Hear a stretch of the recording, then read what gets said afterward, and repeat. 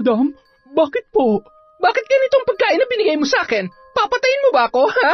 Bakit? Sus Mariosep, Madam, bakit may mga alupihan ng pagkain niyo? Hindi ba't ako nga nagtatanong sa'yo niyan? Dahil ikaw nagbigay niyan sa akin. Pero, Madam, malinis ang dinala ko rito kanina. Wala kahit isang alupihan. Ay, Diyos ko, saan kaya nanggaling ang mga yan? Hindi ko alam. Alisin mo yan. Alisin mo sa harapan ko ang pagkain na yan. Nakakadiri. Buti na lang hindi pa ako nakakasubo. Sige po, Madam. Papalitan ko na lamang po. Pasensya na po kayo. Huwag mo nang palitan. Wala na akong ganang kumain. Pero, Madam, kagabi pa po kayo hindi kumakain. Baka kumapano po kayo niyan. Wala akong pakialam. Mas mabuti nga na may mangyari na lang sa akin para mawala ng lecheng sanggol na to sa katawan ko. Ano na ba kasing balita kay Rosa? Hindi pa ba siya babalik dito? Madam, mukhang hindi na siya makakabalik dito dahil hindi niya na talaga kayang gawa ng paraan ng kalagayan ninyo. Ang sabi po niya, malakas ang puwersang pumipigil sa pagkawala ng sanggol. Madam, hindi po kaya may bumabarang sa inyo? Barang? Sino naman ang gagawa sa akin noon?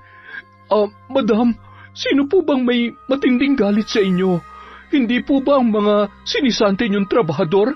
Lalong-lalo na ang pamilya ni Dodong. Taon 2005, Antique. Sa murang edad pa lamang, nakaranas na ng marangyang buhay si Melissa. Parehong negosyante ang kanyang mga magulang. Ngunit nang makapagtapos ng kolehiyo, nagpasya ng tumira sa ibang bansa ang kanyang ama at ina, at siya na lamang ang mag-isang naiwan sa Pilipinas. Sa kanya ipinagkatiwala ang kanilang farm sa Antique. May malawak silang palayan doon at taniman ng gulay. May mga alaga rin silang itik, kambing at mga baka, kaya kinailangan niya ng maraming tauhan. Sa edad na 29, gamay na ni Melissa ang pamamahala sa farm. Maayos ang pakikitungo niya sa mga tauhan doon. Makatarungan din ang pasahod sa mga tao at mayroon pa siyang bonus na ibinibigay kahit hindi Pasko. Ngunit biglang nagbago ang lahat na magkaroon siya ng karelasyon. At ang lalaking yun ay isa rin sa mga tauhan sa farm na si Angelo. Isa sa mga nagbabantay ng mga alagang hayop ang lalaki. Ngunit nung bagong pasok pa lamang yun, sinabihan na ni Melissa na hindi bagay sa kanya ang pagtatrabaho roon. Papa sa kasing modelo o di kaya ay may pag-asang manalo sa mga pageant ang binata. Bukod sa may itsura ay ipinakita rin nito ang pagmamalasakit sa mga kasamahan na agad na nagustuhan ng dalagang amo. Hindi nagtagal, inamin na ni Melissa ang tunay niyang nararamdaman para sa binata. Hindi naman nag-aksaya ng panahon ang lalaki at inamin na rin ang kanyang nararamdaman para sa dalaga. Dahil sa matinding pagmamahal para kay Angelo, nagpasya na si Melissa na magsama na sila at tumira na lamang sa bahay niya ang lalaki. Noong una, ipinakita ng lalaki na wala itong interes sa pera ng kanyang nobya, ngunit sa katagalan ay unti-unti nang naging malinaw ang tunay nitong pakay. Mahal, may 5,000 ka ba dyan? Bakit? May paggagamitan ka ba? May bibilhin sana ako eh. Ano naman ang bibilhin mo? Aalamin mo pa talaga? Aba, syempre. Pera kung gagamitin mo eh.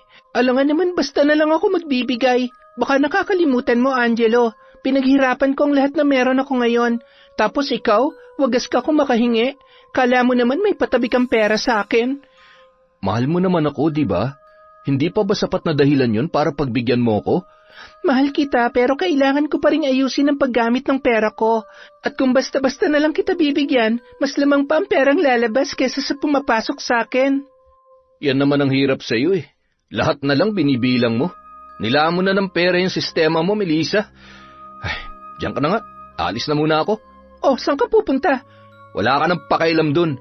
Mahal naman, lagi ka nalang bang ganyan kapag hindi ka napagbibigyan? Tatalikuran mo na lang ba ako dahil Kung ayaw mo magkasamaan tayo ng loob, magbigay ka na lang. 5,000 lang naman yung hinihingi ko eh. Hindi ka mamumulubi kung mababawasan ng ganong halaga yung pera mo. Oo na, bibigyan na kita. Pero huli na to ha, dapat nagtatrabaho ka para may sarili kang pera. Pangako, magtatrabaho na. Naglilibang lang ako ngayon. Ay. Napabuntong hininga na lamang si Melissa.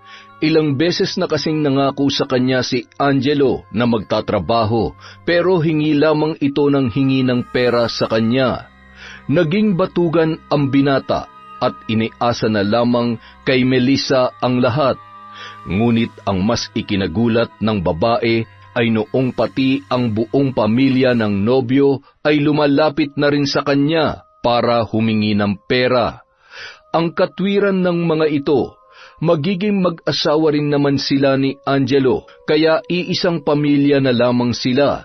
Para hindi madismaya ang mga magulang ng nobyo, napilitan na lamang siyang magbigay, hanggang sa hindi niya namamalayan na nalulugi na pala ang farm at paubos na rin ang kanyang ipon. Sa takot na mapahiya sa mga magulang, hindi niya sinabi sa mga yun ang tunay na kalagayan ng farm. Tuwing kinukumusta siya ng ama at ina ay palagi niyang sinasabi na maayos pa rin ang lahat at hindi naman siya nagkakaroon ng problema. Dahil doon, mas lalong tumaas ang kumpiyansa ng kanyang mga magulang sa kanya. Ngunit makalipas lamang ang ilang buwan, natuklasan ni Melissa na may iba na palang babae si Angelo at nabuntis pa nito ang bago niyang kasintahan. Pagpasok pa lamang ng lalaki sa silid ay inihanda na ng babae ang baril na itinatago sa kabinet bilang proteksyon sa kanyang sarili. Hayop ka, Angelo! Manloloko ka! Magkaibigan lang kami ni Sheila, maniwala ka. Makinig ka naman muna sa akin, mahal. Mahal? Ang kapal na mukha mong tawagin ako mahal pagkatapos ng ginawa mo?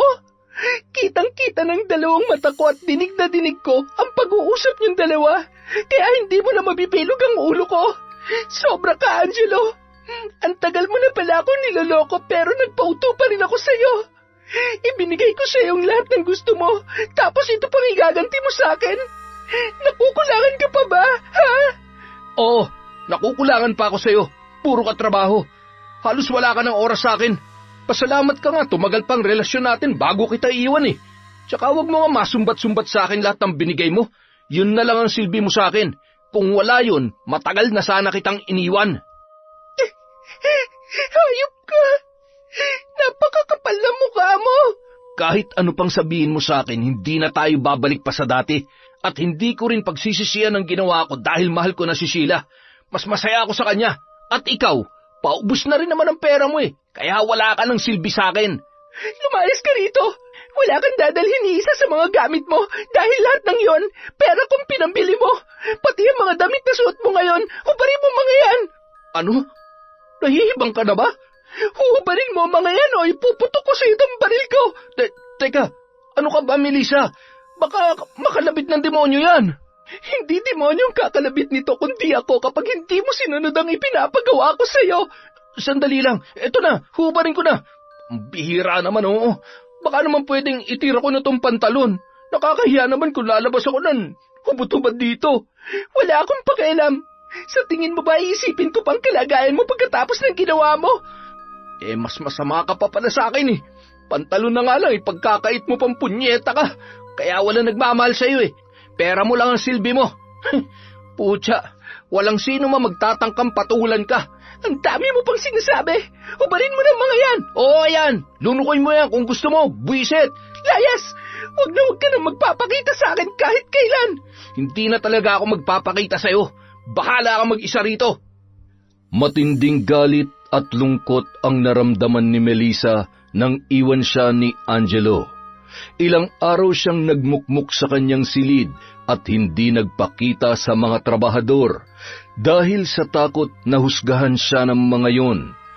Alam kasi ng lahat ng kanyang mga tauhan sa farm ang tungkol sa relasyon nila ng lalaki. Isa pa, malaking kahihiyan din ang ginawang pangiiwan ng kanyang nobyo at ang ginawa nitong panloloko sa kanya. Kilala siyang matalino at hindi basta-bastang naloloko ng kahit na sino, ngunit nagpauto siya sa isang lalaking katulad lamang ng dati niyang tauhan. Simula nung araw na yon, walang ibang naging karamay si Melissa kundi ang kasambahay niyang si Mona. Malaki ang tiwala niya sa dalaga. Ulila na ito sa mga magulang, kaya mula nung manilbihan sa kanya ay hindi na ito umalis pa sa kanyang bahay. Dahil sa pag-aalaga ng kanyang kasambahay ay muling nanumbalik ang lakas ng babae. Muli siyang lumabas ng bahay para harapin ang naiwang trabaho. Ginawa niya ang lahat para mabawi ang mga nawala sa kanya, hanggang sa tuluyan niyang naibangong muli sa pagkakalugmok ang kanilang farm. Laking pasasalamat na lamang niya dahil hindi siya iniwan ng kanyang mga trabahador kahit madalas na nauudlot ang pasahod niya sa mga yon. Ngunit dahil sa naranasan kay Angelo, naging mahirap na para sa kanya ang magtiwala sa ibang tao.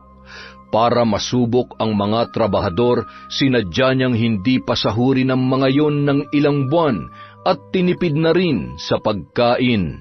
Mona, may tanong ako. Ano po yun? Sa tingin mo ba, may magkakagusto pa ulit sa akin? Aba, syempre naman, madam. Sa ganda niyong yan, tsaka ang tali-talino niyo pa. Ay, kung alam niyo lang po kung gaano ko kayo iniidolo. Talaga? Ikaw ha? Baka mamaya binubola mo lang ako. Naku, hindi po, madam. Totoo po ang sinasabi ko sa inyo. Sa katunayan, madalas ko po kayong iginuguhit, lalo na tuwing gustong-gusto ko ang mga sinusuot ninyong damit. Wow! Ngayon ko lang nalaman na gumuguhit ka pala. Pwede ko bang makita ang mga ginawa mo? Oo naman po, madam. Ipapakita ko po sa inyo mamaya pagkatapos ko kayong masahihin. Sige, excited na ako makita ang mga gawa mo. Bibihira lang kasi ako magkaroon ng kakilalang magaling kumuhit. Hayaan mo, kapag nagustuhan ko yung ipapakita mo sa akin mamaya, bibilhin ko yun sa'yo para may dagdag ipon ka. Naku, talaga po, madam? Oo, tsaka tulungan mo na rin ako mamaya sa pag-ayos ng mga damit ko. Yung mga hindi ko na sinusuot, ibibigay ko na lamang sa'yo. Salamat po, madam. Naku, hindi po ako makapaniwala na bibigyan niyo talaga ako ng mga damit ninyo. Alam ko po kasi na lahat ng mga yun ay mamahalin, tsaka magaganda ang tela. Basta ipagpatuloy mo lang ang pagiging tapat at masunurin sa akin, Mona. Pinapangako ko sa'yo magiging maganda ang buhay mo. Baka nga hindi ka na umalis dito eh. Naku, hindi po talaga. Dito na po ako sa inyo. Magiging mapili pa po ba ako eh? Napakabuti niyo po sa akin. Gagawin ko yon dahil mabuti ka rin sa akin. Pero sa mga kauri ng Angelong yon, kalupitan ang ipaparanas ko sa kanila. Dahil sa 2 buwan nang hindi sumasahod ang mga trabahador, ay isa-isa nang nagrereklamo ang mga yun sa dalagang amo. Lumapit sila at nakiusap na makuha na ang sweldo, ngunit nagmatigas pa rin si Melissa. Ang isa sa mga lumapit sa kanya ay ang tauhang si Ador na 47 anyos na. Dahil may binubuhay na pamilya ay naging mahirap para sa lalaki ang sitwasyong yun, lalo na't wala siyang ibang maaasahan sa kanila. Sobra na itong ginagawa sa atin ni Madam Melissa. Hindi naman tamang ipitin niya yung sweldo natin. Pinaghirapan natin yun. Tapos na nating trabahuhin ng 2 buwan ang katumpas ng halagang hinihingi natin sa kanya. Yan nga ang hindi ko maintindihan, Chong eh. Nagpapakapagod tayo rito buong maghapon. Nagtitiis pa tayo sa gutom tapos ganito lang ang mararanasan natin. Parang nauwi lang sa wala ang lahat ng hirap natin dito. Dapat dyan, inirereklamo na eh.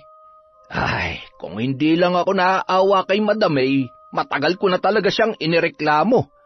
Bakit naman kayo naaawa sa babaeng yun? Chong, napakakomportable ng buhay niya. Nakakapagpahinga siya at kumakain sa tamang oras. Samantalang tayo, babad na nga sa sikat ng araw, tinitipid pa sa pagkain. Pero alam nyo, napansin ko lang nagbago lang naman si Madam Melissa mula nung iwan siya ni Angelo eh. Bakit naman nadamay sa usapan ng lalaking yun? Hindi pa ba malinaw sa inyong ginagawa niya ngayon? Yung lalaking nanlokot nang iwan sa kanya, isang trabahador din dito sa farm. Anong ibig mo sabihin? Nasa atin niya binubunto ng galit niya kay Angelo? Ganun na nga. Sinasadya niyang pahirapan tayo. Siguro sinusubukan niya rin kung gaano tayo katapat sa kanya. Pero lang yan naman, Chong. May ibang paraan pa naman para gawin niya yun. Hindi niya tayo kailangang gutumin at pahirapan ng ganito. Tsaka, ano naman ang mapapala natin kung lolokohin natin siya? Nagtatrabaho naman tayo Hindi tayo nanghihingi lang ng pera sa kanya. Ay, hayaan mo't kakausapin ko ulit si Madam bukas. Kahit ilang beses niyo pa siyang kausapin, hindi pa rin magbibigay yun, Chong. Baka kailangan pwersahin na siya para hindi na makatanggi pa. Ano? Teka, ano bang iniisip mong gawin, ha? Pasalamat siya dahil sa ngayon wala pa ako naiisip na gawin sa kanya. Pero kapag hindi niya pa tayo pinasahod sa susunod na buwan, pasensyahan na lang, Chong. Ay nako, sakit lang ng ulo ang iniisip mo. Kung ano man yung binabalak mo, wag mo nang ituloy. Sa kabila ng mga paalala ni Ador sa pamangkin na si Dodong, binaliwala lamang ng binata ang mga sinabi ng matanda. Dama ni Dodong ang matinding hirap, lalo na't may sakit pa ang kanyang ina. Ubos na rin ang kanilang bigas.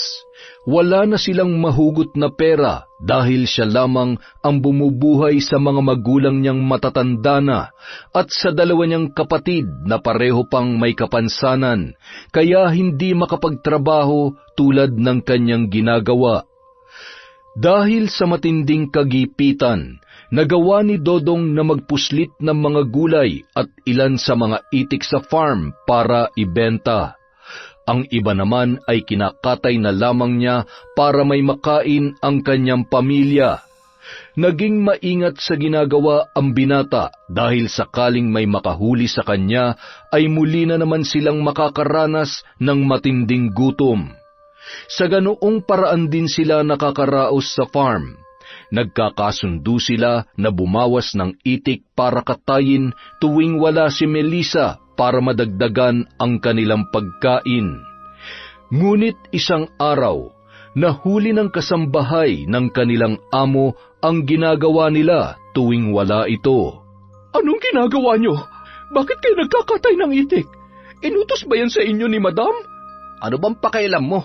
Pakialaman mo yung trabaho mo, doon ka sa loob ng bahay. Nagbilin sa akin si Madam na ako na munang bahala rito kapag wala siya. At wala siya nabanggit sa akin na inutos niya yan sa inyo. Pag nanakaw ang ginagawa nyo. Mona, maawa ka naman sa amin. Gutom na kami. Ilang buwan na kaming walang maayos na kain dito. At alam mo rin na hindi pa rin na ibibigay ang sweldo namin. Konting konsiderasyon naman sana. Hindi ko tatraydorin si Madam para sa inyo. Kung kayo kinakaya ng konsensya nyo na sirain ang tiwala niya, pues ibahin niyo ako. Mona, ako na nakikiusap sa iyo. Kahit sa ngalan na lamang ng pinagsamahan natin dito, maawa ka naman sa amin. Gutom na kami.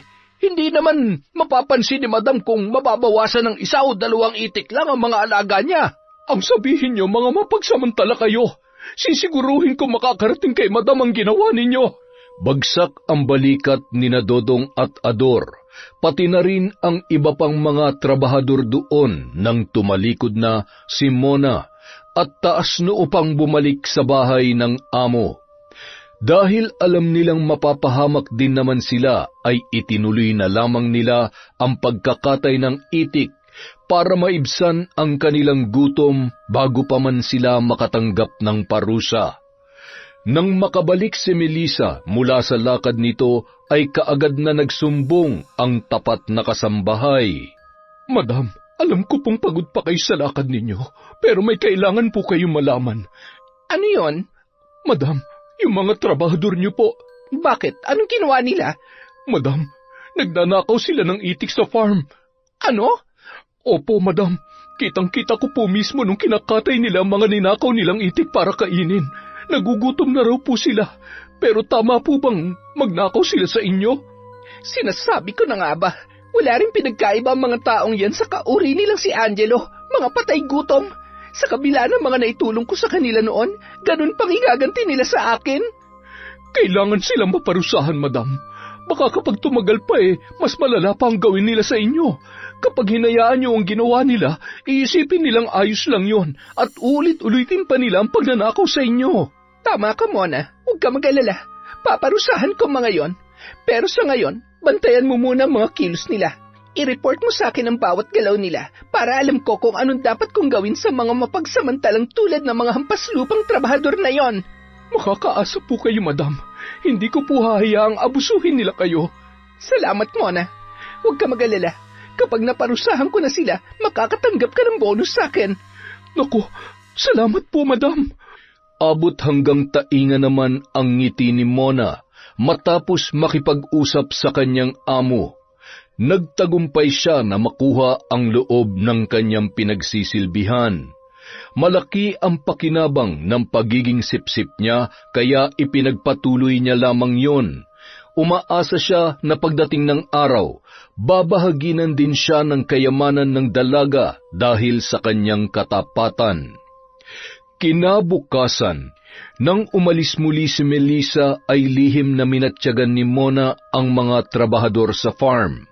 At gaya nung unang beses na nahuli niya ang mga yun, muli na naman niyang nasaksihan ang ginagawang kalokohan ng isa sa mga trabahador na si Dodong.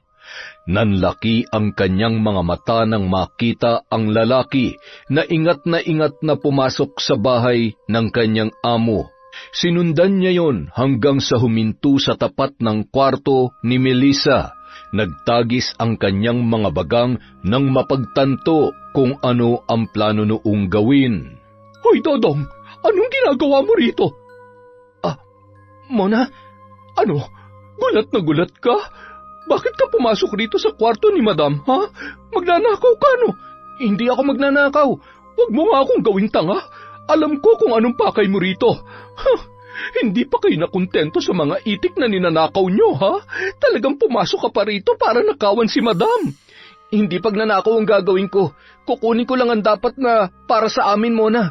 Kaya kung ayaw mo masaktan, huwag ka na makialam na punyeta ka. Punyeta ka rin! Umalis ka dyan! Labas! Wala kang karapatang pumasok dito sa bahay, lalong-lalo na sa kwarto ni Madam.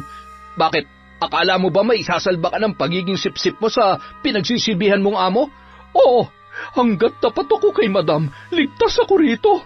Yun ang akala mo. Hayop ka, Dodong. Mas hayop ka. Pare-pareho lang tayo mahihirap, pero ikaw pa mismo nagpapahamak sa amin. Masyado ka na nadala sa pagiging sunod-sunuran mo sa amo mo. Bakit? Akala mo ba babahaginan kanya ng kayamanan niya? Sira ulo. Hindi kanya kadugo. Kahit bali-baliktarin mo pa ang mundo, isa ka pa ring hampas lupa sa paningin niya. Hindi totoo yung sinasabi mo. Alam mo, wala akong pakialam kung maniniwala ka man sa akin o hindi. Ang mahalaga ngayon, makuha ko ang dapat sa mga kapwa ko trabahador dito. Kaya pasensyahan tayo.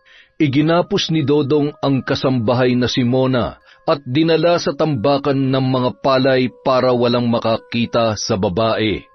Matapos yun, matagumpay na nakakuha ng pera ang binata sa taguan ni Melissa. Dahil sa ginawa nitong pagpapahirap sa kanila ay dinagdagan niya na ang kinuha niya roon. Pagkatapos ay aalis na sila at hindi na magpapakita pa sa kanilang abusadong amo. Lumabas ng silid si Dodong na dala ang isang bugkos ng pera at ilan sa mga mamahaling alahas ni Melissa. Abot hanggang tainga ang ngiti ng binata dahil sa wakas ay makukuha na rin nila ang dapat na para sa kanila. Ngunit nang makarating siya sa pinto papalabas ng bahay, tila itinulos sa kinatatayuan si Dodong nang sumalubong sa kanya ang kanyang ninakawang amo.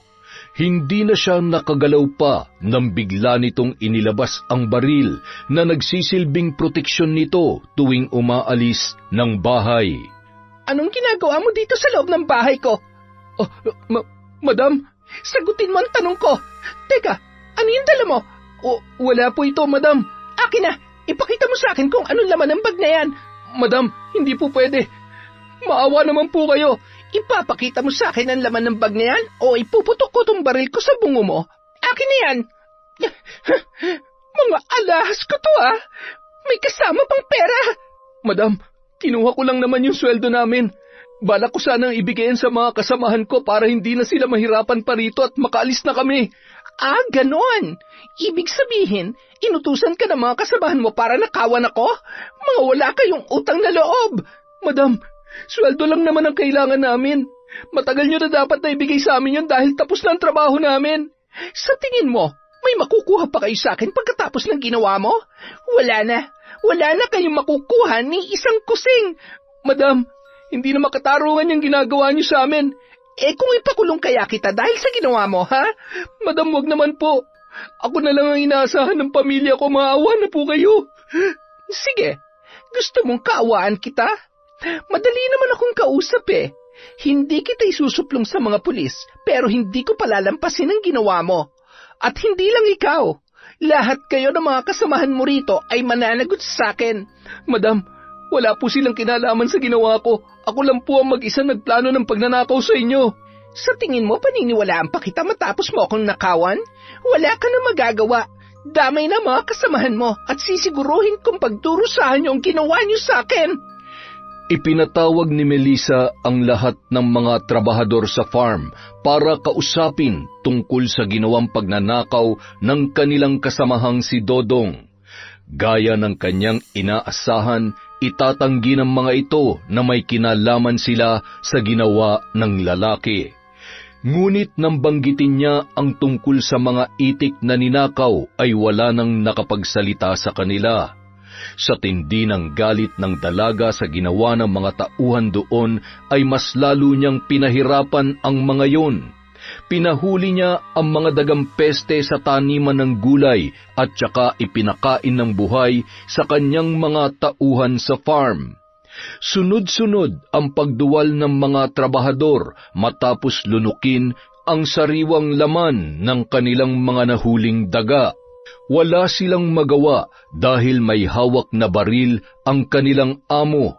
Maging si Dodong ay hindi nakaligtas sa parusang yun. Ngunit sa takot na makulong ay sinunod na lamang ang ipinagagawa ni Melissa. Sa isip-isip ng binata, may araw din ng dalaga at makakaganti rin sila sa pagpapahirap ng babae sa kanila. Pagkatapos ng ginawang parusa sa mga tauhan, pinaamin ni Melissa ang mga yon kung saan dinala si Mona.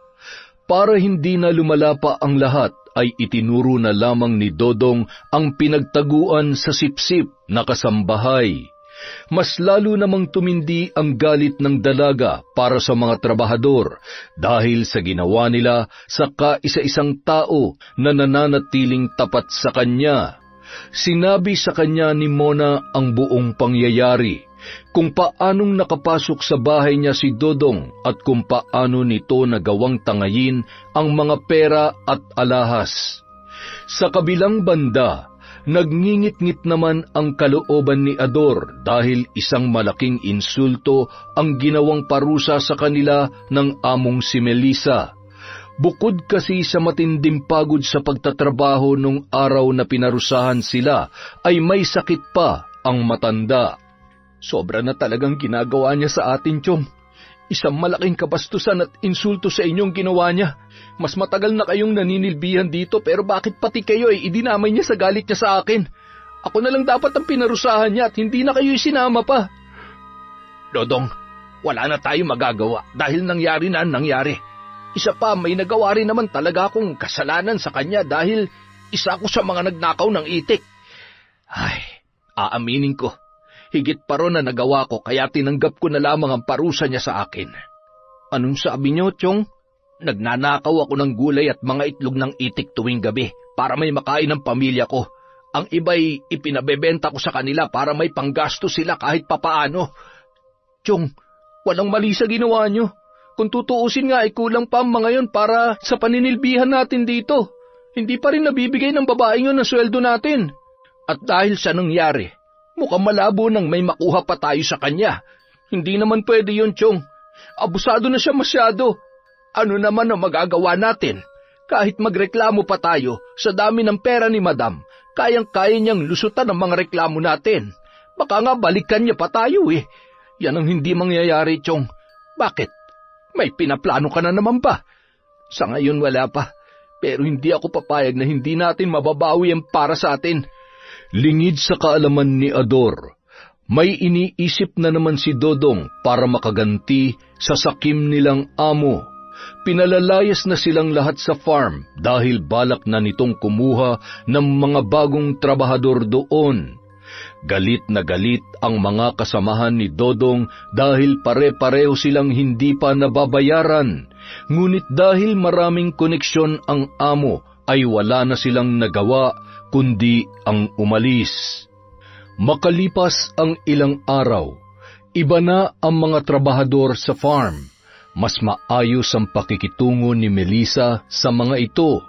Maayos ang pasahod at may ayuda pambigas kada kinsenas. Nang mabalitaan ni Dodong ang tungkol doon ay mas lalong tumindi ang nararamdamang galit ng binata. Isang gabi, nang masigurong tulog na ang mga kasama sa bahay ay kumilos si Dodong. Suot ang itim na kamiseta at nagtakip na rin ng kanyang muka gamit ang isa pang damit. Patingkayad siyang lumabas ng bahay sa pangambang magising ang kanyang ina. Oras na maramdaman nito ang kanyang pag-alis ay siguradong masisira na ang kanyang plano. Pasensya na kayo, Nay. Ngayong gabi, makakagawa po ako ng isang malaking kasalanan. Gagawin ko po yun para bigyan ng katarungan ang ginawa ng dati naming amo. Magbabayad siya, Nay. Sana'y mapatawad niyo pa ako pagkatapos ng gagawin ko ngayon. Ngunit lingid sa kaalaman ng binata, gising na gising pa noon ang inang si Esang. Subalit imbis na pigilan si Dodong ay hinayaan na lamang nito ang anak. Kahit hindi niya sabihin, batid niya ang plano nitong gawin. Lalo na't nakarating din sa kanya ang balita tungkol sa maayos na pasahod sa mga bagong trabahador ng babae. Bagay na ipinagkait ni Melissa sa kanyang anak at sa mga kasamahan nito. Gawin mo kung anong nararapat mong gawin, anak. Sapat na ang hirap na dinanas mo sa dati ninyong amo. Ngunit hindi na yon narinig pa ni Dodong dahil nakalabas na siya sa bahay. Pasado 11:00 na ng gabi at naghahanda ng matulog si Melissa nang makarinig siya ng kaluskos mula sa labas ng kanyang silid. Dala ng kuryosidad ay kaagad niyang binuksan ang pinto para tingnan kung ano yun. Laking gulat ng dalaga nang tumambad sa kanya ang isang lalaking may takip na tela ang muka. Bago pa man siya makasigaw at makakilos ay sinikmuraan na siya nito. Kaagad siyang nanghina at halos maghabol na ng hininga dahil sa lakas ng pagkakasuntok ng naturang lalaki. Halos hindi niya na namalayan kung paano nito nagawang busalan ang kanyang bibig. Buong lakas nitong iginapos ang kanyang mga kamay sa ulunan ng kanyang kama para hindi siya makawala. Ilang sandali pa, bumuhos ang malakas na ulan. Napangisi noon si Dodong. Mukhang umaayon sa kanya ang pagkakataon. Inalis niya ang busal sa bibig ni Melissa at hinayaan na lamang itong magsisigaw dahil wala namang makakarinig sa dalaga sa lakas ng ulan na sinabayan pa ng may kalakasang hangin. Pakawalan mo ako rito, hayop ka! Tumahimik ka, dahil hindi ka makakawala dyan hanggat hindi ko nagagawa ang gusto ko. Sino ka ba? At bakit mo ito ginagawa sa akin? Hindi kita kilala at wala akong atraso sa'yo. Hindi mo ba talaga naaalala ang atraso mo? Ha, madam? Oh, Dodong? Marunong ka naman palang makaalala. Kaya lang, huli na para sa'yo dahil naniningil na ako ngayon.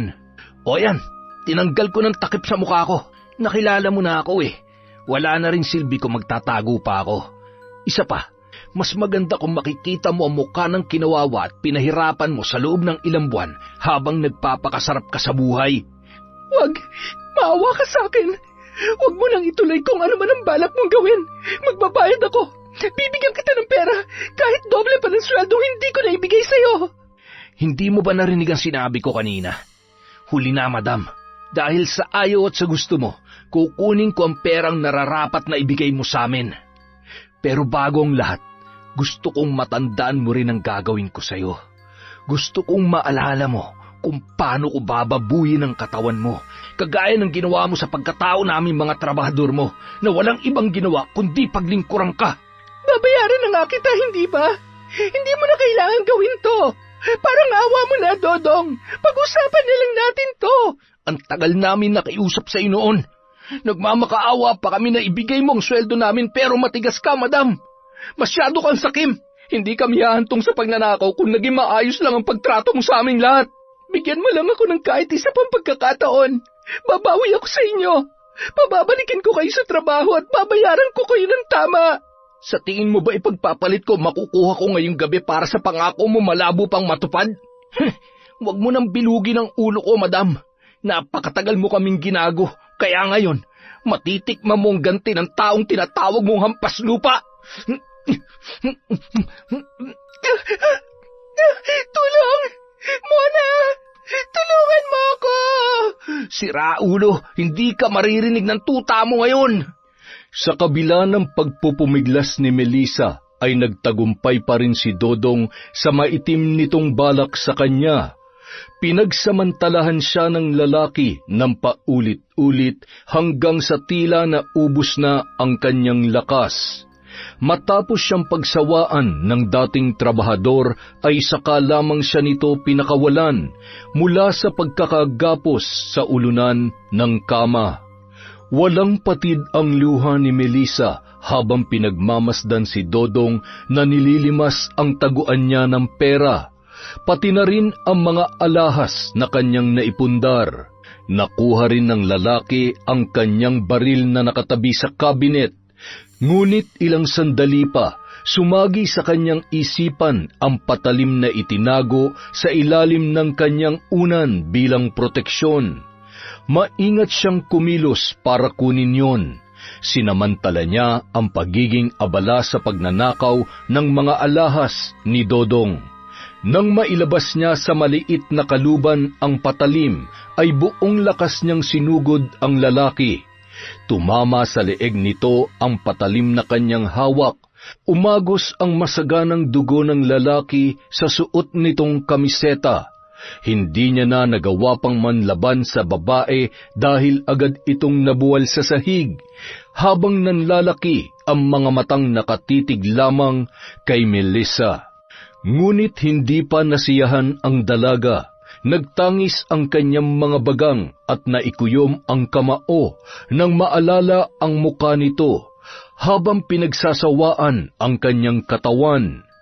Kinuha niya ang patalim na nakabaon pa rin sa leeg ng lalaki at saka sunod-sunod na sinaksak yun sa leeg hanggang sa katiting na laman na lamang ang nagdurugtong sa ulo at katawan nito. Pagkatapos noon, nanginginig ang buong katawan na tumakbo papalabas ang babae sa silid para humingi ng tulong kay Mona. Mona! Mona, buksan mo ang pinto! Tulungan mo ako! Teka, si Madam ba yung sumisigaw? Mona, bilisan mo! Buksan mo tong pinto! Opo, Madam. Eto na po. Ay, Diyos ko. Bakit puro dugo ang damit niyo, Madam? Ano po nangyari? Mona, kailangan kong tulong mo. Bilisan mo! Ano po ba kasi nangyari? Nininervyos naman ako sa inyo. Basta, sumunod ka na lang sa kwarto ko. Eto na nga po, Madam. Mona, tulungan mo akong ilabas yung... Ang alin po ba? Ay, Sus Mariosep! Madam, bakit may patay sa kwarto ninyo? Diyos ko, halos humiwalay na ang ulo nito sa katawan na. Teka, sino ba ito? Si Dodong? Mona, ginahasa niya ako. Paulit-ulit. Ilang beses ako nagmakaawa sa kanya pero hindi niya ako pinakinggan. Ginawa niya ba yun para gantihan kayo, Madam? Yun ang sabi niya. Plano niyang nakawan ako kaya sinaksak ko siya. Nagdilim ang paningin ko at napatay ko siya, Mona. Anong gagawin ko? Kapag nalaman ng mga pulis to, makukulong ako. Bakit niyo naman kasi pinatay, madam? Sana ginapos niyo na lang para siyang makulong at hindi kayo. Wala na akong oras para mag-isip kanina. Tsaka nangihina pa ako. Anong gagawin ko? Baka ako pang igapos niya ulit. Nakikita mo ba ang mga marka sa braso ko? Iginapos niya ako kanina habang pinagsasamantalahan niya ng paulit-ulit. Nandidiri ako sa sarili ko, Mona. Napakahayop niya. Pero madam, anong gagawin natin sa bangkay ni Dodong? Hindi ko alam. Hindi ko talaga alam. Natatakot ako, Mona. Madam, ano kaya kung itago na lang natin ang bangkay niya? Ano? Saan naman natin itatago yan? Madam, hindi ko rin po alam. Kayo na po mag-isip, total kayo naman na nakapatay sa kanya. Tulungan mo na lang ako maisakay siya sa kotse habang malakas pa ang ulan. Maghanap tayo ng mapagtatapunan sa bangkay niya. Sigurado namang wala makakapansin sa atin dahil di sa oras na ng gabi.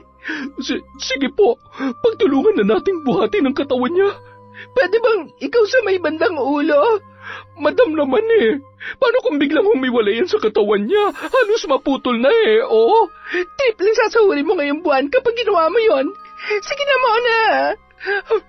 Ay naku, madam naman. Gusto mo pa matulad sa kanya? Eto na nga, madam naman hindi na mabiro. Payag na nga po ako sa tripling sahod Dodong, pasensya ka na ha. Kailangan kong gawin to. Habang pinagtutulungan nilang ilabas ng kwarto ang bangkay ni Dodong, bigla na lamang humiwalay ang ulo nito sa katawan. Dahilan para mapasigaw si Mona at bumitaw mula sa pagkakahawak. Bagamat kinikilabutan, pinulot yun ng kasambahay at nauna nang dinala sa kotse ni Melissa. Matapos isakay ang bangkay ay kaagad na silang naghanap ng mapagtatapunan. Sa takot na mapaghinalaan, pinili ni Melissa na ilayo sa farm ang lugar kung saan itatapon ang bangkay. Sakto namang may ginagawang kanal sa tabing kalsada, kaya doon na lamang nila hinulog ang katawan ni Dodong. Dahil madilim at malakas pa rin ang buhos ng ulan, nakasisiguro sila na walang nakakita sa kanilang pagtatapon doon. Malakas ang kabog ng dibdib ni Mona nang makabalik sila sa bahay ng amo.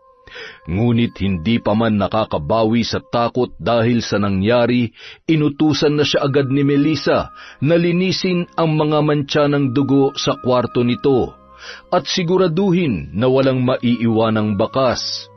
Hindi na siya nakatulog dahil kinailangan niyang labhan ang mga damit ng kanyang amo na natalsikan ng dugo. Gayon din ang damit na sinuot niya nang tumulong siya sa pagbubuhat. Kinabukasan, napuno ng pag-aalala si Esang nang hindi pa rin umuuwi ang anak na si Dodong.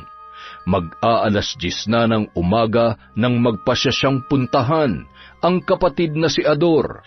Nagbabaka sakali na baka may alam ito sa ginawa ng kanyang anak.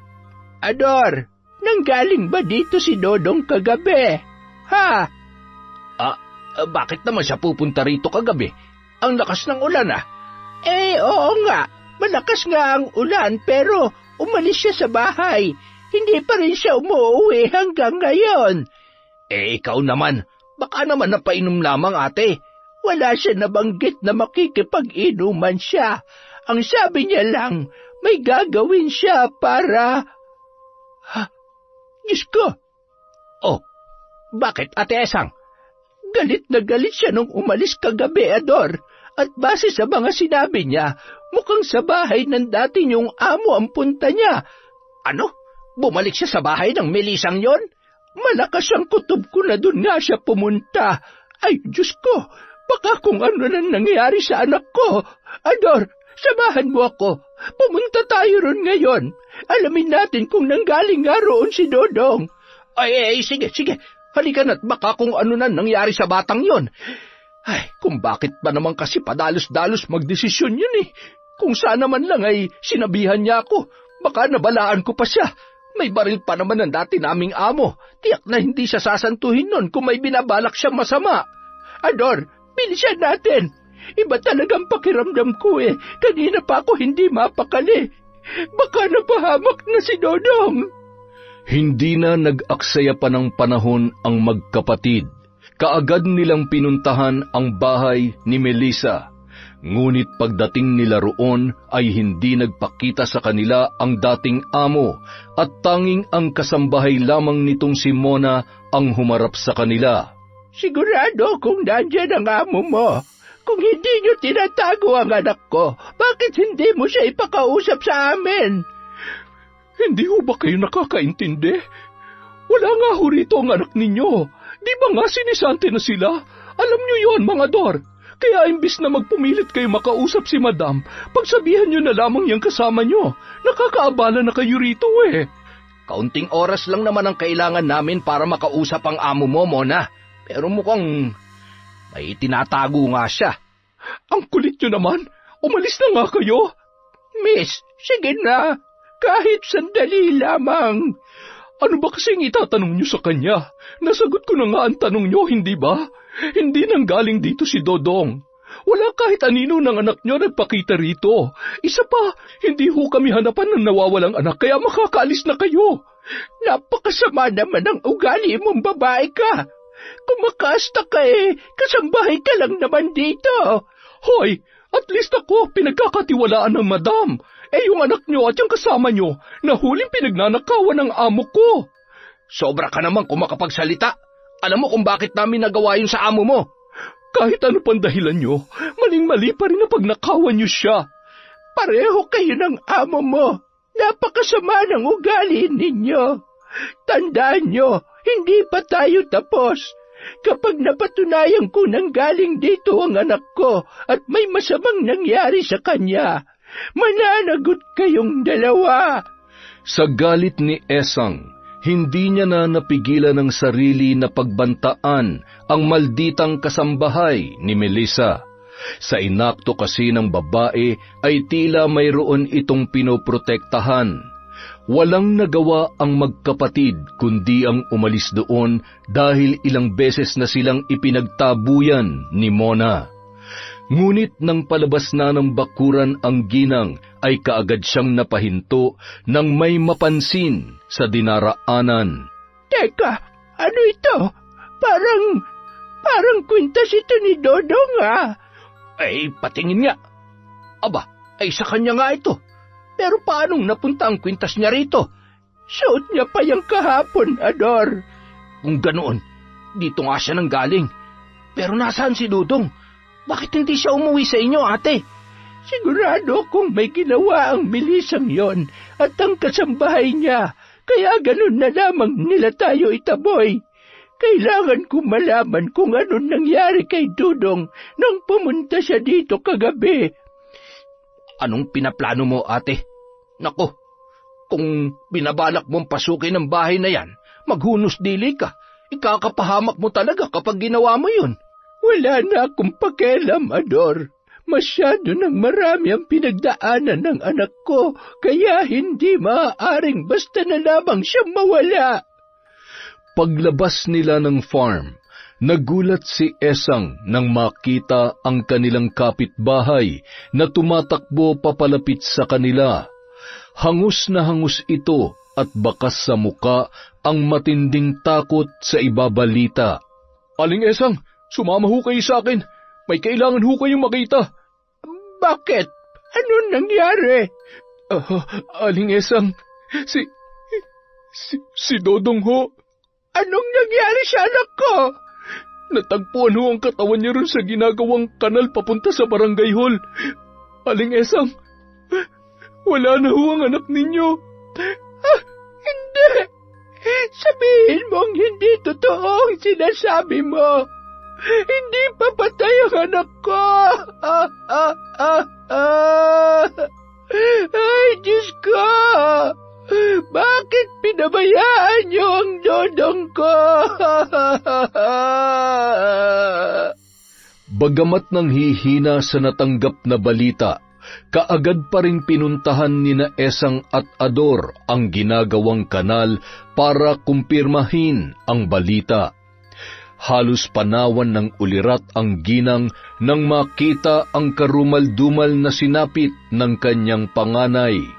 Hindi niya na alintana ang mga taong nakapalibot doon at ang pulis na nagbabawal sa kanya na lapitan ang bangkay. Tumalon siya sa ginagawang kanal para mayakap ang anak. Kaagad na bumuhos ang kanyang luha nang maramdaman ang malamig nitong bangkay sa kanyang mga bisig.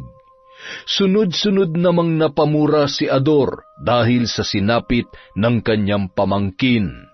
Kung sino man ang gumawa nito sa pamangkin ko, napakahayop niya.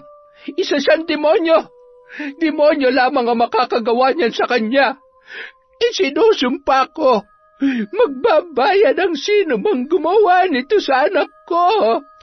Nang iburol na ang mga labi ni Dodong, ay nakasarado ang kabaong nito dahil sa karumal-dumal na sinapit mula sa sinumang pumatay sa kanya. Marami ang nakiramay at nagpaabot ng tulong kay Esang dahil sa nangyari. Ngunit sa kalagitnaan ng gabi, habang abala sa paglalaro ng baraha ang mga nakikipaglamay, napansin ng ginang ang isang pamilyar na sasakyan sa di kalayuan. Kaagad na nagtangis ang kanyang bagang na mapagtanto kung sino ang may-ari noon. Malalaki ang hakbang na nilapitan niya ang nakahintong sasakyan na ilang metro lamang ang layo sa pinaglalamayan. Malakas niyang kinatok ang bintana para ibabayon ng sinumang nasa loob. Alam kong ikaw yan, Melissa! Bumaba ka! Harapin mo kami! Harapin mo ang pamilyang naulila dahil sa kahayupan mo! Ngunit nanatiling nakasara ang bintana ng kotse. Nang subukan muli niyang katukin yon, ay bigla na lamang kumaripas papalayo. Sa bilis ng pag-arangkada ng sasakyan ay nabuwal pa sa gilid ng kalsada si Esang. Nakita naman ni Ador ang nangyari, kaya kaagad itong tumakbo para siya ay daluhan. Sino yan? Hindi nagbaba ng bintana, may-ari. Pero sigurado kung ang dati niyong amo ang sakay noon. Nakita ko na ang kotseng yun sa bahay niya nung manggaling tayo roon. Hayop siya. Sa ikinikilos niya ngayon, mas lalo niya lamang pinatunayan na may kinalaman siya sa pagkamatay ng anak ko. Sisingilin ko siya, Ador. Maniningil ako ng mahal sa ginawa niya sa panganay kong anak. Nang gabing yun, nagpasya na lamang na bumalik sa bahay si Melissa na balak sanang makipaglamay sa pamilya ni Dodong. Ngunit nang makita niyang maraming nakikipaglamay at may posibilidad na mag-eskandalo ang ina ng lalaki, ay hindi na lamang siya tumuloy doon. Dumagdag pa ang paglapit ng ginang sa nakahinto niyang sasakyan. Marahas na napabuga ng hangin ang dalaga at unti-unti nang nilalamon ng kanyang konsensya. Samantala, matapos namang mailibing ang anak, ay kaagad na nagpunta sa kanyang pinsan si Esang. Kahit malayo ang bahay nito, ay hindi niya na yon binigyan ng halaga. Tiniis niya ang pagod sa mahabang lakaran patungo sa bahay ni Lando na isang mambabarang. Ngunit batid din ng ginang na matagal nang huminto sa gawaing yon ang matandang lalaki, kaya iba ang pakay niya sa pagpunta roon. Anong sabi mo? Gusto mong matutunan ang pambabarang? Oo, gusto kong may paghiganti ang anak ko. Bakit hindi mo na lang ipapulis ang pumatay sa kanya? Walang hustisya para sa ating mahihirap kapag mayaman ang nakabangga natin. Alam mo naman yon dahil nangyari na yon kay Chong noon. Oh, alam ko. Huwag mo nang ipaalala dahil nadudurog lamang ang puso ko sa nangyari. Tulungan mo ako. Gagawin kong lahat para matutunan ang paggamit ng itim na libro. Sabihin mo lang kung ano ang kailangan kong gawin. Hindi biro ang gusto mo mangyari, Esang. Hindi ganong kadaling matutunan na nakasaad sa libro. Kung gusto mo, ako na lamang ang gagawa noon sa taong yon. Hindi. Gusto ko ako mismo magpapahirap sa kanya. Ay, handa ka bang isang lang iyong kaluluwa sa demonyo? Kahit ano pa ang kapalit, wala na akong pakialam. Ay, sige. Tutal ay mukha namang desidido ka na. Kapag natutunan mo na ang paggamit ng itim na mahikay, mapoprotektahan mo na rin na natitira mo pang mga kamag-anak. Sandalit kukunin ko muna yung libro. Maupo ka lamang dyan, ha? Ay, maraming salamat. O eto, pag-aralan mo lang lahat na nakasulat dyan. Kailangang isapuso mo ang bawat katagang mababasa mo sa libro. Siya nga pala, Esang, gawin mong lahat para may paghiganti ang panganay mo. Walang ibang makakapagbigay ng hustisya sa kanya, kundi ikaw lamang. Pagkatapos makuha ang itim na libro, ay sinimulan na ni Esang pag-aralan ang paggamit noon. Sa tulong ng mga gamit ng kanyang pinsan, ay madali na lamang niyang nasundan ang mga nakasaad roon. Tuwing isinasagawa ang ritual, iniiwan muna niya ang mga anak niya sa kanyang kapatid na si Ador.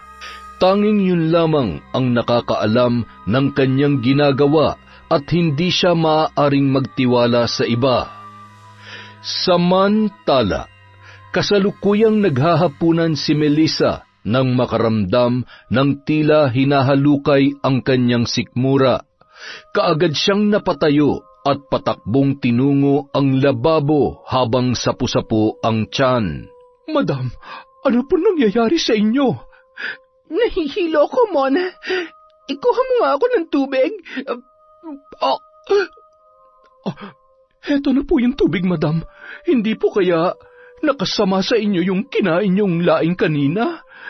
San ba kasi galing yung laing na yon? May nagbigay po kanina. Sabi ay luto raw ng asawa ng trabahador nyo kaya tinanggap ko. Mukhang masarap naman, tsaka di ba po, paborito nyo ang laing na may halong daing? Madam, baka kailangan na po kayong dalhin sa ospital. Tatawag na po ba ako ng pwede magmaneho? Hindi, wag na. Hindi na sumasakit ang tiyan ko, pero nasusuka pa rin ako. Alalayan mo na lamang ako pabalik sa kwarto. Madam. Bakit? Huwag po sana kayong magagalit sa sasabihin ko. Yung nangyayari po kasi sa inyo ngayon, sintomas po yan ng isang buntis. Hindi po kaya nagbunga ang ginawa sa inyo ni Dudong? Punyeta ka! Huwag mo nga mabanggit-banggit sa akin ang pangalan ng hampaslupang yon. Ang baho-baho niya at nakakadiri siya. Tuwing naririnig kong pangalan niya, bumabalik sa akin ang pakiramdam kung paano niya hinahawakan ang bawat parte ng katawan ko. Nandidiri ako sa sarili ko. Hayop siya. Tama lang na hindi na siya nabuhay pa. Madam, halina po kayo. Aalalayan ko na lang kayo papunta sa kwarto para makapagpahinga na kayo. Sa kabila ng pagtutol ni Melissa sa sinabi ni Mona na may posibilidad na buntis nga siya, ay naisip niya rin na hindi ngayon malabong mangyari. Ayaw man niyang alalahanin ang nangyari, ngunit kinailangan pa rin niyang makasiguro. Dahil doon ay napilitan na siyang magpatingin sa doktor para malaman kung nagbunga nga ang kahayupan na ginawa sa kanya ni Dudong. Nang makauwi si Melissa mula sa klinik, ay halos maglupasay na siya sa sahig, nang matuklasan na siya nga ay nagdadalang tao. Hindi matanggap ng dalaga na nagbunga ang panghahalay na ginawa sa kanya. Bakit ganun, Mona? Napatay ko na siya, pero nag-iwan pa siya ng isang bata mula sa dugo ng hayop na katulad niya. Ayoko! Hindi ko gusto ang batang to, Mona. Tulungan mo ako. Madam, may kilala akong aborsyonista. Wala pa namang 3 buwan ang pinagbubuntis nyo. May ibibigay lang siyang herbal sa inyo. Kapag ininom niyo yon, siguradong malalaglag ang bata. Totoo ba yan? Opo, madam. Kung gusto niyo, susunduin ko siya para hindi niyo na kailangang umalis dito. Sige, gawin mo na agad yan, Mona. Kailangan mawala sa katawan ko ang batang ito. Dapat din siya mamatay tulad ng tatay niyang demonyo. Hindi dapat mabuhay ang anak ng hampas lupang lalaking yon. Huwag kayong mag-alala, madam. Magaling ang kakilala ko. Sigurado mawawala ang problema ninyo. Salamat. Maaasahan ka talaga, Mona. Siyempre naman, madam. Parang pamilya na ang turing ko sa inyo eh. Kung ano nararamdaman nyo, ganun na rin ang nararamdaman ko. Kaya ayokong nahihirapan kayo ng ganyan. Kailan mo ba pupuntahan yung kakilala mo? Mamayang gabi po, madam. Gabi ko siya papupuntahin dito para walang makapansin. Tama yan naisip mo. Walang pwede makaalam ng tungkol dito, lalong-lalo na ang pamilya ni Dodong. Wala pong makakaalam, madam. Pangako ko yan sa inyo. Kinahapunan, kaagad na umalis si Mona para puntahan ang kakilalang aborsyonista. Bandang 7:00 na ng gabi nang makabalik ang babae kasama ang 35 anyos na aborsyonista na nagpakilala bilang si Rosa na mula pa sa kabilang barangay. May ibinigay itong maliit na bote kay Melissa na naglalaman ng herbal na pampalaglag ng sanggol. Matapos inumin ni Melissa ang herbal ay pinahiga naman siya ni Rosa para hilutin ang kanyang tiyan. Ngunit ilang sandali lamang ay napakunot ang noo ng babae. Bakit, Rosa? Madam, ibang nararamdaman ko sa batang nasa sinapupunan ninyo. Anong ibig mong sabihin? Masyadong malakas ang kapit niya. Parang may pumipigil na mawala siya. Ano bang pinagsasasabi mo? Sinong pumipigil tsaka paano mangyayari yon? Malakas ang puwersang yun, madam. Hindi na kaya ng herbal ang pagpapalaglag sa bata. Magbabayad ako ng malaking halaga, Rosa. Basta't gawin mo lang ang lahat para mawala ang batang nasa sinapupunan ko. Parang awa mo na. Hindi ko kayang dalhin ang sanggol na bunga ng kahayupang ginawa sa akin. Titingnan ko kung ano magagawa ko, madam, ha? Pero sa ngayon, kailangan niyo munang kumalma dahil hindi makabubuti sa inyo ang matinding pag-aalala. Uuwi po muna ako at hihingi ng tulong sa lola ko. Isa siyang albularyo. Sige, basta ipangako mong babalik ka rito para tulungan ako, ha? Ay makakaasa ho kayo? Dahil walang nagawa si Rosa, muling nanumbalik ang pagkairita at pananakit ng ulo ni Melissa dahil sa batang kanyang dinadala. Sinubukan niyang gumawa ng mabibigat na gawain. Uminom na rin siya ng mga bawal sa isang babaeng nagdadalang tao, ngunit tuwing gumagamit siya ng pregnancy test kit, parehong resulta lamang ang lumalabas. Halos mabaliw na ang dalaga sa kakaisip. Hindi na siya nakakatulog na maayos tuwing gabi at halos hindi na rin kumakain dahil sa kanyang pinagdaraanan. Hanggang sa umabot na siya sa puntong nangangayayat na ang dalaga. Humpak na rin ang kanyang pisngi at halos lumubog na ang kanyang mga mata. Samantala, patuloy naman sa paglaki ang umbok ng kanyang tiyan sa paglipas ng mga araw. Ang ipinagtataka lamang nina Melissa at Mona ay kung bakit ganun na lamang kabilis lumaki ang kanyang tiyan, samantalang magtatatlong buwan pa lamang siyang buntis. Hindi na siya pumupunta sa doktor dahil hindi naman niya kailangang maging malusog ang sanggol na kanyang dinadala. Ang tanging nasa isip niya ay kung kailan yon mawawala sa kanyang buhay. Dahil hindi siya kaagad natulungan ni Rosa, ay nagpahanap pa siya ng ibang aborsyonista. Ngunit tulad din ng nauna, ay wala ring nagawa ang mga yon. Samantala, lihim namang nagdiriwang si Esang nang maramdaman pa rin ang pintig ng sanggol na ipinunla ng kanyang anak kay Melissa. Ngunit makalipas lamang ang ilang sandali, nagngilid ang mga luha niya nang magpakita ang kaluluwa ng anak na si Dodong.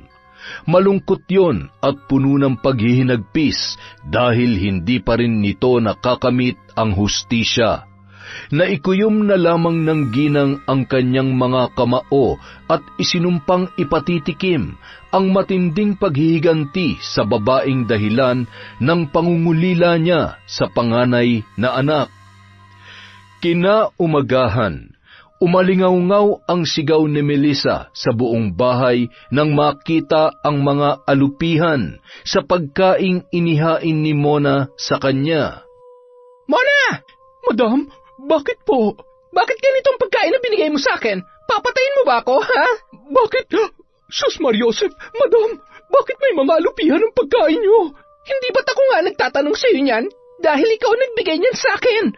Pero, madam, malinis ang dinala ko rito kanina. Wala kahit isang alupihan. Ay, Diyos ko, saan kaya nanggaling ang mga yan? Hindi ko alam. Alisin mo yan.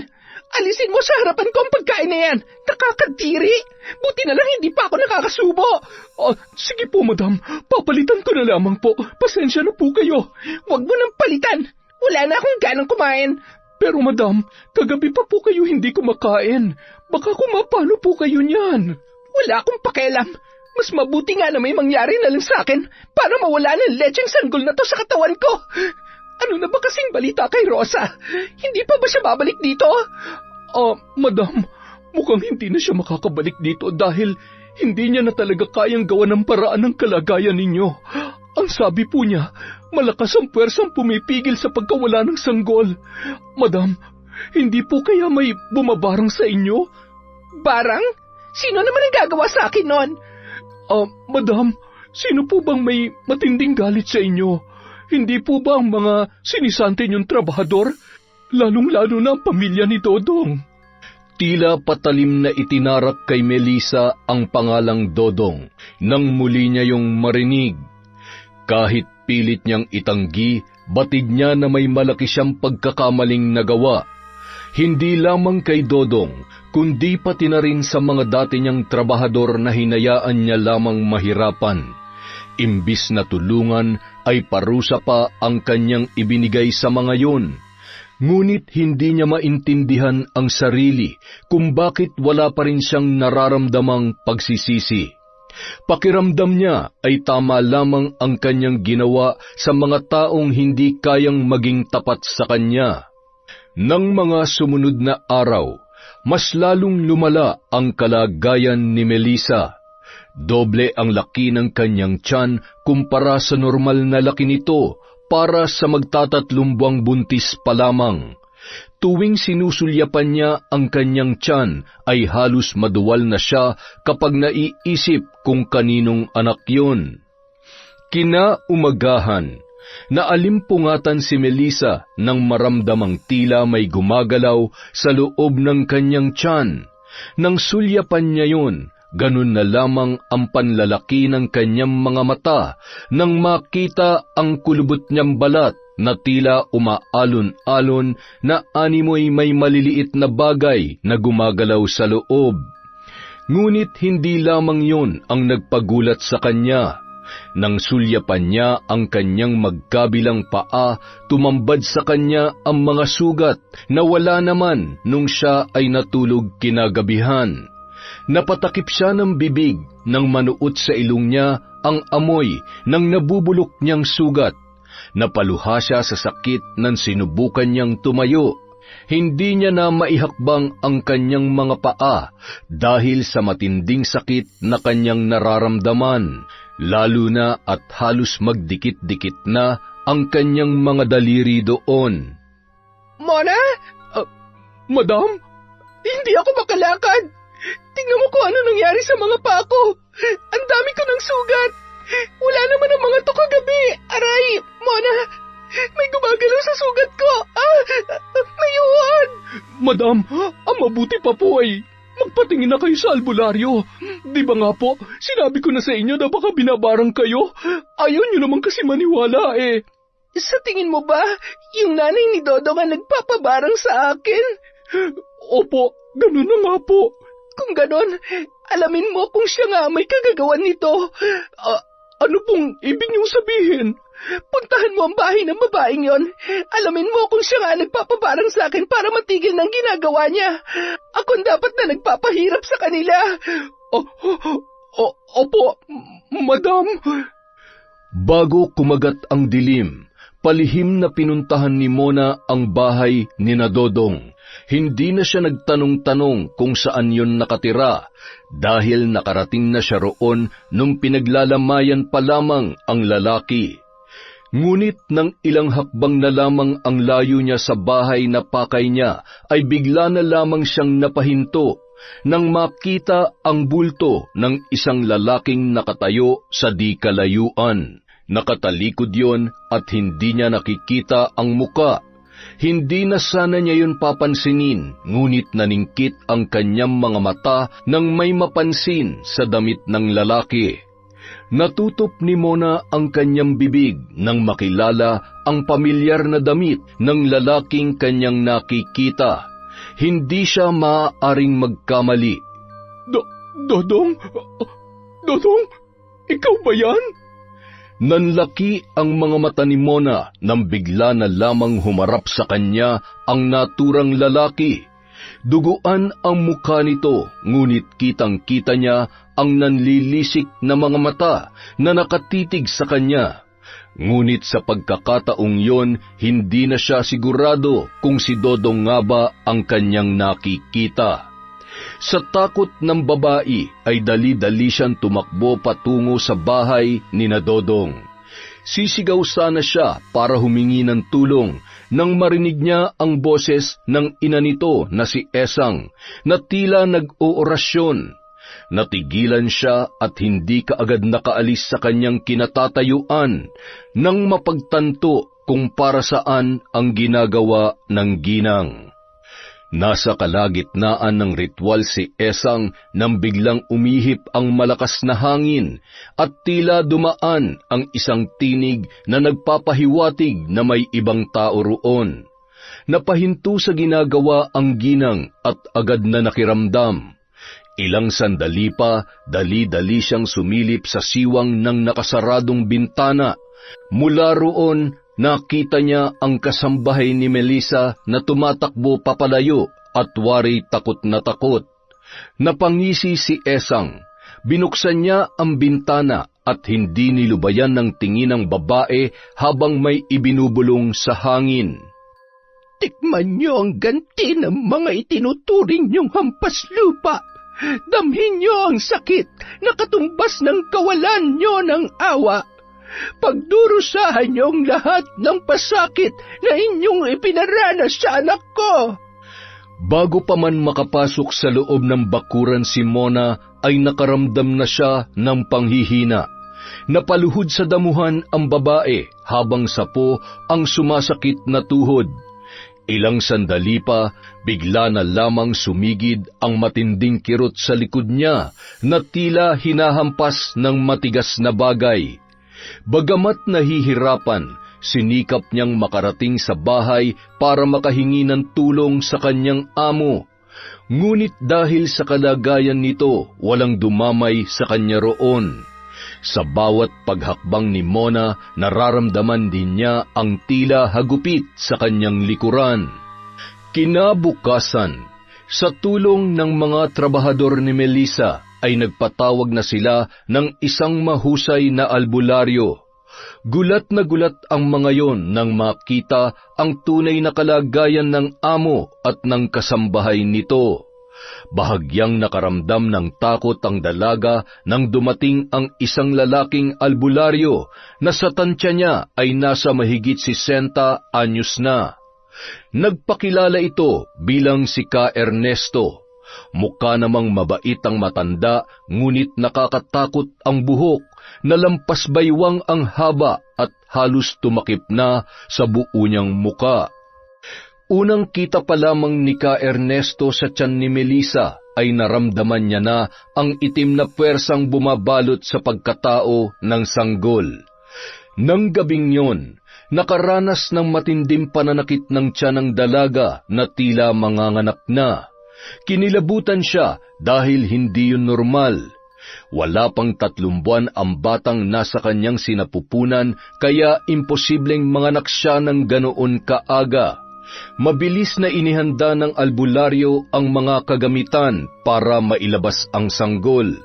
Hindi na raw maaaring pigilan ang paglabas nito para hindi mailang si Melissa ay pumwesto ang matanda sa kanyang gilid habang hinihilot ang kanyang tiyan at binibigkas ang mga salitang tanging siya lamang ang nakakaunawa para sa isinasagawang ritual. Makalipas ang ilang sandali, nailuwal na ni Melissa ang sanggol. Kinilabutan ang dalaga nang tumambad sa kanya ang isang bata na nakakakilabot ang itsura. Nangingitim na ito at inuuod na ang katawan. Naglalabasan sa tainga nito ang mga alupihan tulad ng nakita niya sa pagkain noong mga nakaraang araw. Gayon din ang maliliit at itim na uod na nakita niya sa mga sugat sa kanyang mga paa. May ipinainom na herbal sa kanya si Ka Ernesto. Nagsagawa pa ito ng isa pang orasyon para kontrahin ang sumpang pinadapo ng taong may galit sa kanya. Ayon sa albularyo, matinding galit at pangungulila ang dahilan kung bakit yun ginawa ng bumarang kay Melissa. Nang mga sandaling yun, wala na siyang ibang naiisip kundi si Esang. Nang umalis ang albularyo, dinala nito ang isinilang niyang sanggol para dasalan at mailibing ng maayos. Laking pasasalamat naman ni Melissa sa matanda para sa ginawa nito sa kanya. Inalok niya ng malaking halaga si Ka Ernesto, ngunit tumanggi itong tanggapin yon. Doon niya napagtanto na hindi lahat ng tao ay pera lamang ang habol sa kanya. Ginamot din ng matanda ang kasambahay niyang si Mona na nadamay sa kasalanang kanyang ginawa.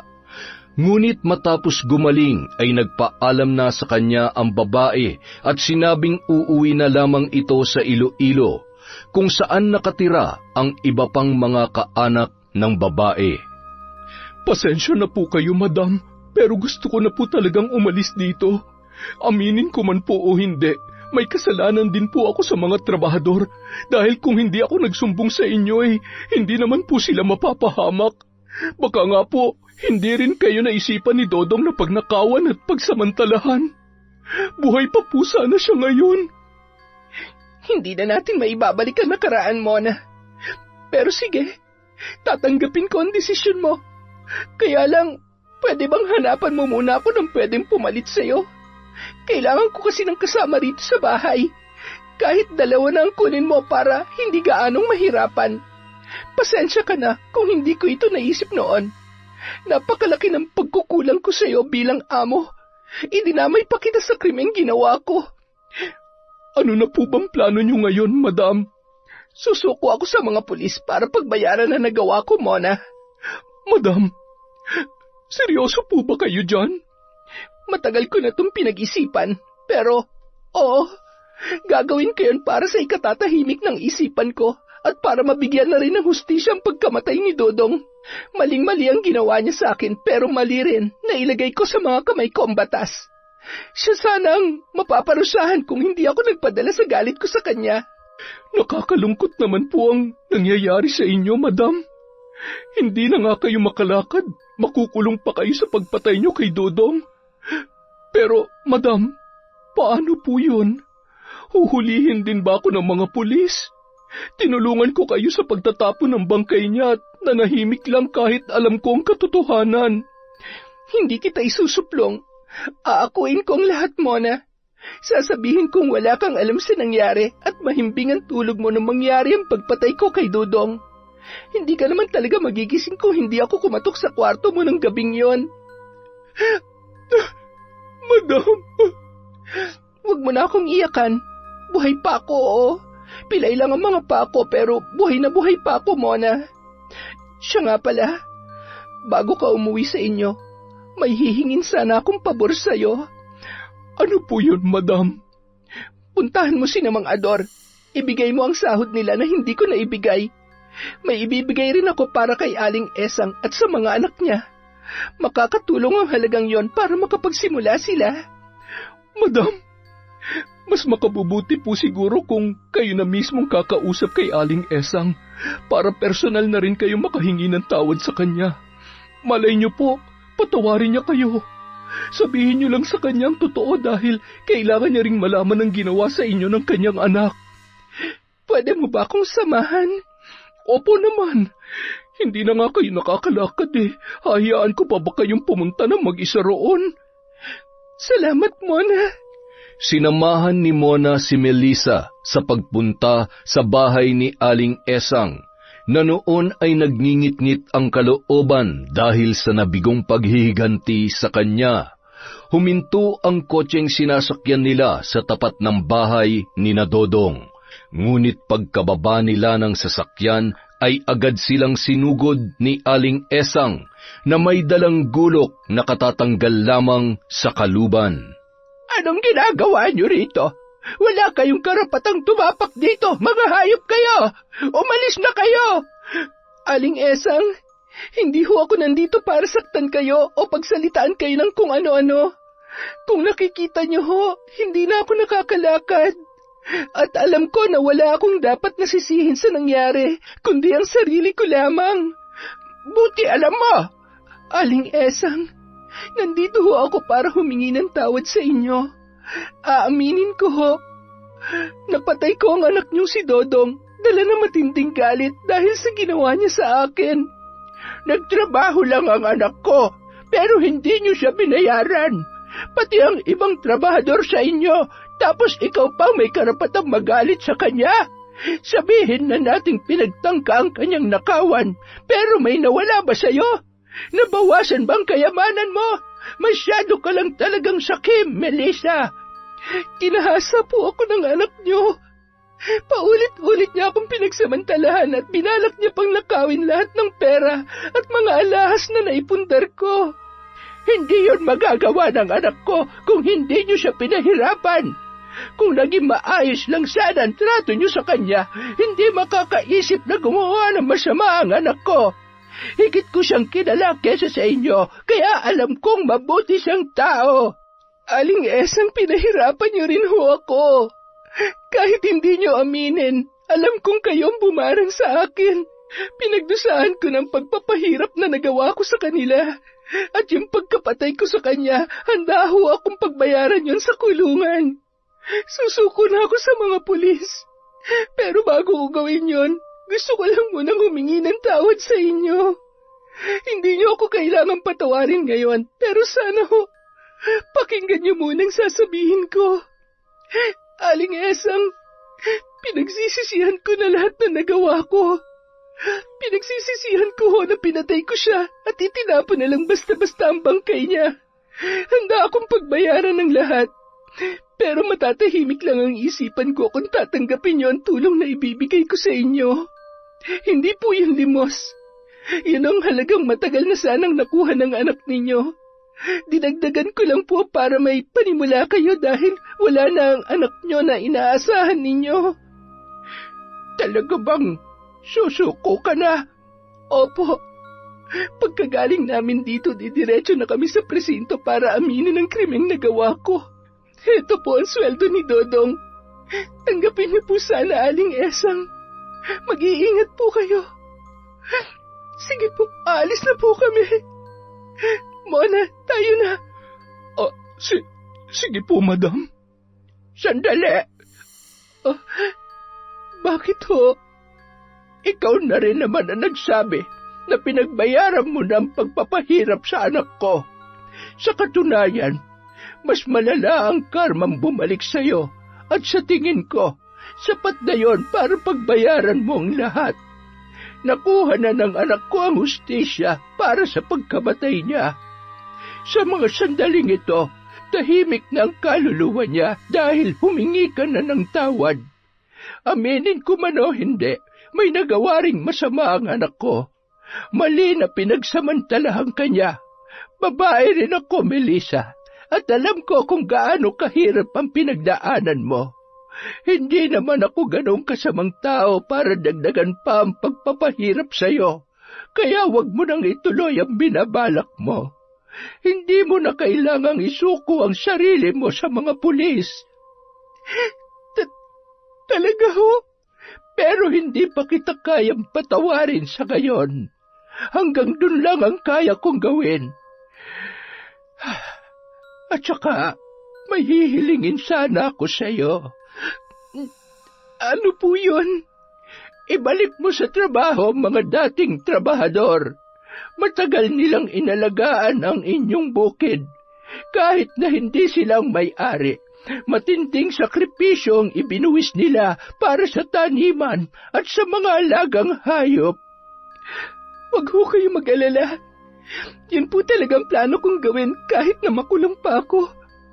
Pero dahil ho sa sinabi niyo, nagpapasalamat ho ako ng sobra-sobra, Aling Esang.